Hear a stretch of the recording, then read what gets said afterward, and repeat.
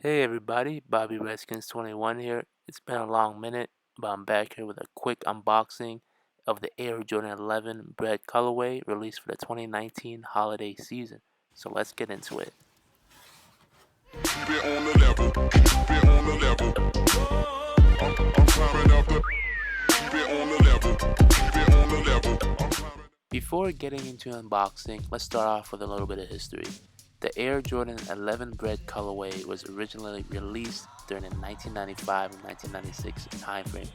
This was the iconic season where Jordan and the Bulls would make history as they would go 72-10. He originally wore the Bred colorways a ton, and when they released in stores all around, they originally costed about $175 before tax. 2 decades later, a faithful retro just released during the time of this recording on December 14th, 2019 for $220. Let's get into the unboxing. First, starting off with an overview of the box, we got the sizing label where it says Air Jordan 11 Retro with its true color specifications, black, true red, and white. We're now used to the pull-out style Air Jordan 11 box that came with a plastic fancy cover that said 11 in Roman numerals, but this year we just got a box that doesn't look as fancy, but it's true to the original 1995 release, which is nice. First, opening the box, you're introduced with the card detailing the significance of the Air Jordan 11 shoe.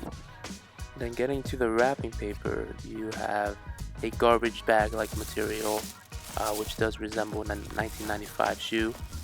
And taking the shoe out, you do get the high patent leather, which does resemble the OG shoes back in 95. And then going towards the back of the shoe, got the nice soft black leather with the red Jumpman.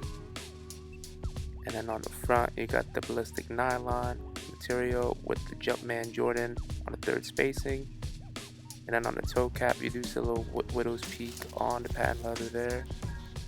And then on the insole, you have the Nike Air instead of the Jumpman. And you have a nice red plastic shoe tree. And going towards the bottom, you get the translucent red soles with the nice black and white checkered carbon fiber pattern. And what I do with every Jordan 11, you gotta do the carbon fiber scratch test. And just taking a look around the shoe, I mean, it is a high quality shoe, just like all Jordan 11s are. And definitely with the Bred colorway being one of the more popular colorways of the Jordan 11, this has to be a must buy.